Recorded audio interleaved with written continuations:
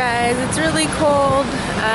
It was raining earlier, so I couldn't videotape, but I just went and had lunch with my friend at the Salvation Army headquarters cafeteria, which was kind of interesting. I guess all the people who work there, as well as people around the area. There's a lot of banks, so a lot of bankers go there to messing with the camera. But yeah, eat there for lunch on their lunch breaks. So it was really cool. It was interesting to go be able to see, because I didn't know the Salvation Army headquarters was there. And then now I'm in like the finance district. That's a royal exchange. My friend introduced me to a headhunter who specializes in Japanese people or Japanese language speakers, so that was really neat. I went and met her at her office in Tower 42, so that was fun. Got to see kind of this whole finance area. Been walking around. I've noticed there's a lot of people in nice suits, obviously, and then also the ladies who work here are all wearing ballerina flats, which I thought was really interesting, especially because it's raining, and in Seattle I don't think they'd be wearing flats. So I guess that's kind of their fashion trend or look right now, because they probably walk around a lot. Me, on the other hand, I'm wearing my sturdy cork boots right there, which I love. But now I'm actually going to another one, another recruitment agency that my friend recommended. Totally unexpected. I was actually going to go to the Victoria and Albert Museum, but since, you know, might as well, right? She was super nice enough to introduce me, so I'm gonna go do that, even though I don't even have my CV or anything, but why not? I just wanted to say I'm really loving seeing London on a weekday, where everyone's just kind of doing their thing and working, and I love it. It's so nice. Look at this.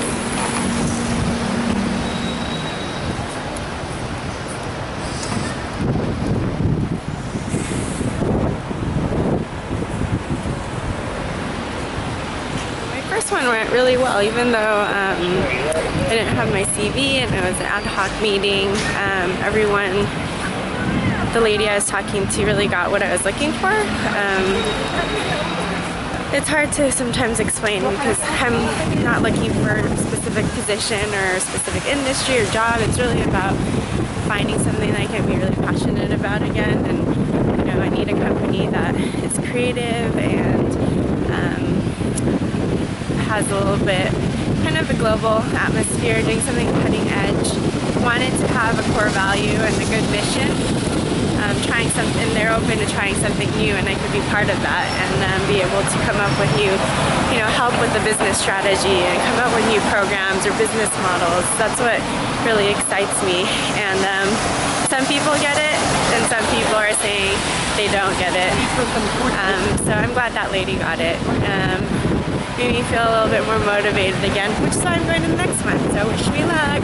So I just finished with the other recruiting agency, and back to my point about some people getting me and some people don't. Totally didn't get me.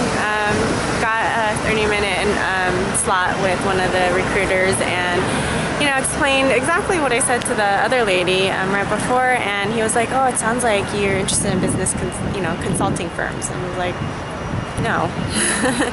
And really kind of uptight, formal place, and I have to go back there and do a separate 1.5-hour interview with them so that they can really understand what my needs are and the fit and everything, which is fine, but it was just still really interesting, because they were saying, you know, to be very straightforward and honest, you have to be living in London for companies to be interested in you, and that I probably shouldn't expect too much of a career step up based on my experience, because he was like, it was a backhanded compliment, saying that, you know, I had this great experience and kind of job, and he doesn't expect that to be the case when, especially if I'm looking for Japanese companies who are hiring local staff, because the higher ups are usually people from the headquarters in Japan, and the people they're looking for to hire locally that you know, have some kind of Japanese language ability and experience and understanding are lower to middle positions. So that's kind of discouraging, and I actually don't really believe that. I think that's really just very stereotyping and generalizing. I do know that there's a lot of companies like that. I do get that because these are all branch offices if I'm looking to work for a Japanese company, because the recruitment agency that I just went to did specialize in you know, Japanese companies, or they're companies that are looking for Japanese speakers, Japanese you know, yeah, Japanese speakers. So I do get that a lot of the needs and the companies that he's probably working with do send their executives and higher ups from headquarters, but that doesn't mean, you know, I can't find a challenging position, and it doesn't mean that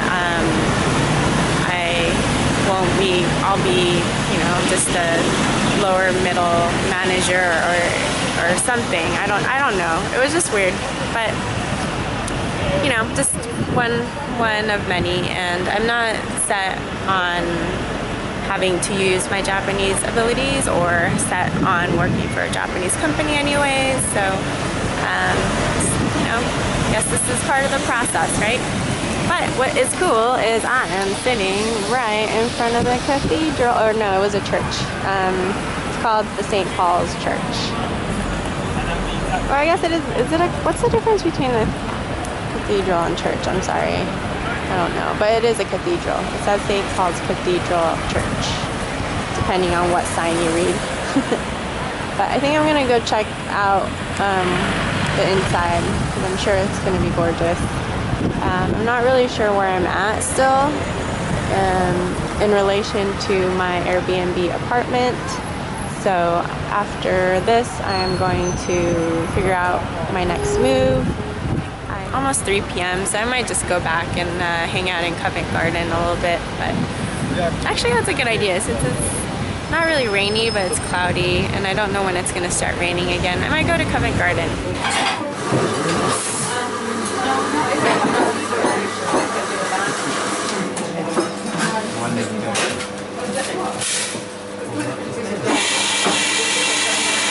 Hey guys, so where did I leave off? I think I was going to check out St. Paul's Cathedral and earlier this afternoon, but I went there to check it out, and it was $16.50 per person, and I was thinking, no way.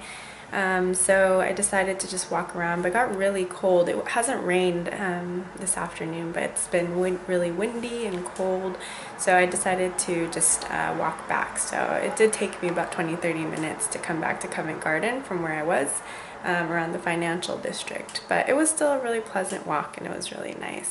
Went to Monmouth Coffee and by Neil's Yard. Love that place. The latte is just amazing. I had iced latte before, but this time I went and actually sat down and had a proper latte, and it was so good. And Jamie makes me a coffee every morning with Monmouth coffee beans that we get locally, but it just shows that we both really love Monmouth coffee. The beans as well as that cafe. The cafe was really cool. It's just a pity because it's so small and it's so famous that you kind of have to wait in line to get seated, whereas if you ever there, I think my recommendation is actually just to get it to go or takeaway, as the British say. But they're really good lattes, so you guys should try it out. My Seattle friend Casey even claims that despite all the great coffees in Seattle, she thinks it's one of the best coffees she's ever had. So if you're in London, check it out. And then what did I do after that? I've just been walking around. I came back, been having a relaxing day, and I thought maybe I'd show you my room. I probably won't show the whole apartment because this Airbnb that I used, I live with the actual person, and she's not here right now, but I figure, you know, just for her sake, for her privacy. But it's really Prime location. I love it. Walking distance to Piccadilly, Covent Garden. The tube station's like literally right around the corner. There's a lot of shopping around here, bars, restaurants. It's amazing. But it's really small.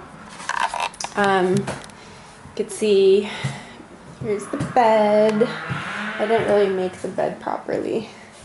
So it's a really no fuss room. And then I have my little cabinet here, and I put all my clothes in there I'm here for a couple days, so just have my clothes in there. Hair dryer is provided. Yeah, that's it. Just, you know, a little desk here. And but the cool thing about Airbnb is that you're just provided with a fridge and a kitchen. And today I didn't feel like going out and eating, so I just had looked in the fridge, and she had yogurt and some fruit, so had fig and apple yogurt, some puka nighttime tea that I'm about to try and see if it's good. I heard this brand is good from Jamie's sister Amy. And I tried licorice peppermint, I believe, but this one's a different one, so I'm going to try this. Carrots and satsumas. This I actually bought from Marks and Spencer's. And water is provided. You can have tea. When I told her I prefer non-dairy, she even went out and bought all these almond milk and soy milk and everything, so she's super nice. She has a cute dog too. But I'm just gonna take it easy tonight. You know, I'm just not thinking of going out or anything, doing anything crazy for tonight, because I have been walking around all day.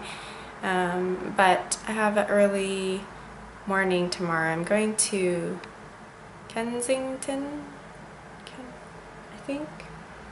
Is that right? Kenilworth or Kensington? Anyway, somewhere in London, but more towards the west from where I am right now. It should be like a 15-minute cab ride, but I was talking to my friend Lisa, and after having kind of those two experiences with the recruiter, she suggested maybe I should come to London and stay for a few weeks, and her friend is leaving for a sabbatical for about a month, so I'm gonna go check out her apartment actually and see if it's something worth checking out. But she says she pays like $570 a week, which is nuts. So it must be a really nice place. Obviously I don't have to pay that much because she wasn't planning to rent it out. I'll probably just offer to pay a little bit if she's interested and if I'm interested. But yeah, looking forward to tomorrow. As I was eating my food, I just realized I should do a haul. Since it was cold today, I actually got a coat from Zara, and then I also went to the Japan Center yesterday and bought a few things, so I thought I'd quickly show you what I got. Not sure where I should put this, but yeah,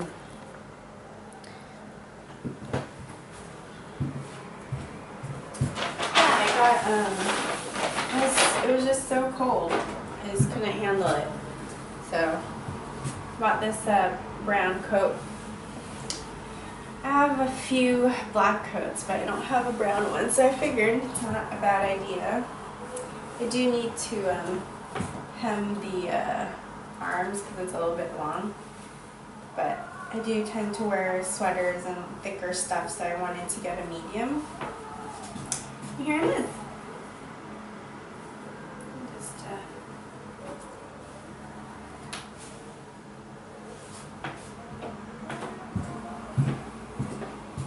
not sure if you can really see, but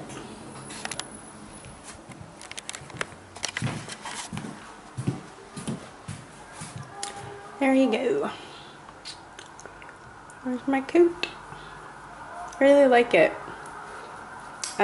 It's really good cinched in, but it has a little bit of that boxy feel to it, which I really like. It's 2 buttons. I probably won't button it up, but yeah.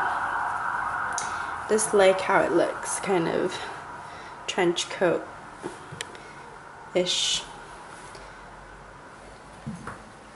And then in Japan Center, I bought a few things as well.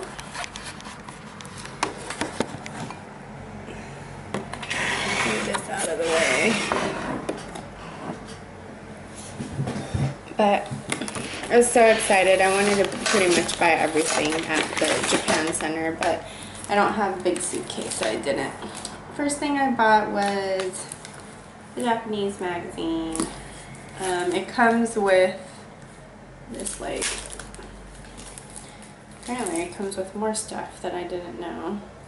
I think these are like makeup samples, but it also comes with this little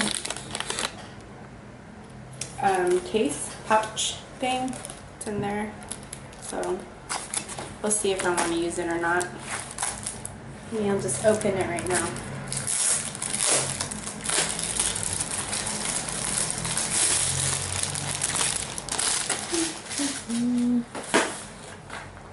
It has a lot of tape on it, so I'm not sure if I can open it.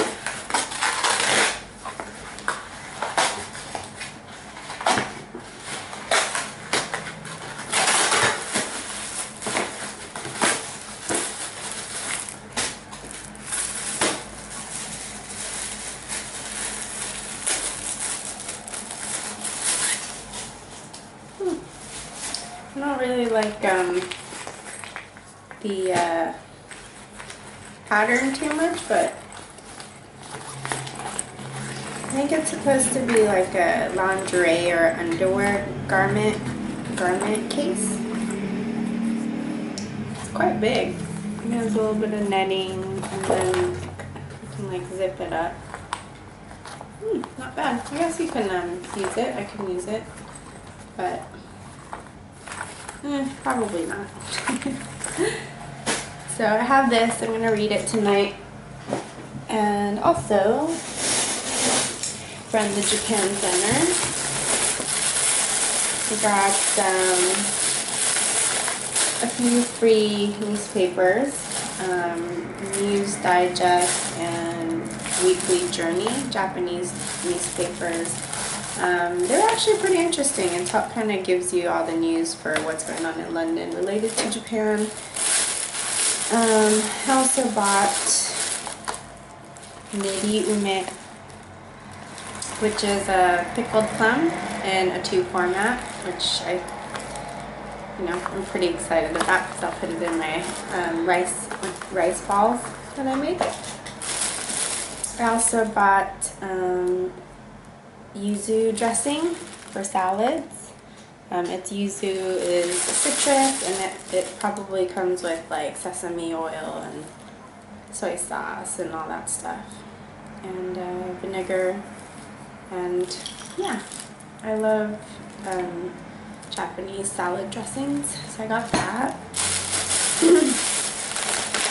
And then these are kind of gifts for Jamie, for me and him, because he loves these. And these are basically rice seasoning. And this one in particular is made from shiso, which is these just like red leaves, and they're really good. I love it personally. A lot of Japanese people love it. I didn't think Jamie would, but I was surprised to find out he loves this, and we like use so much of it. So I bought a big bag, and then since he loved this, I wanted to see if he liked other ones. So I got a salmon furikake, salmon rice seasoning, and then I also got wasabi.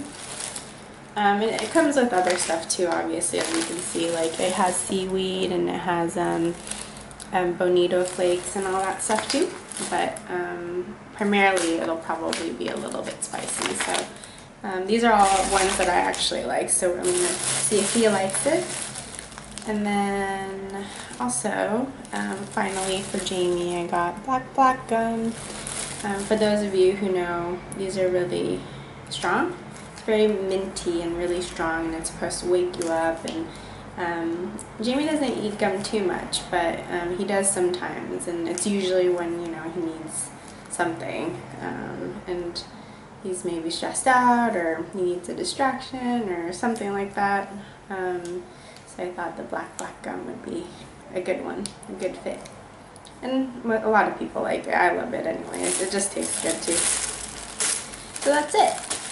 That's what I got from the Japan Center and Zara. I'm really happy with this coat. Alright, bye!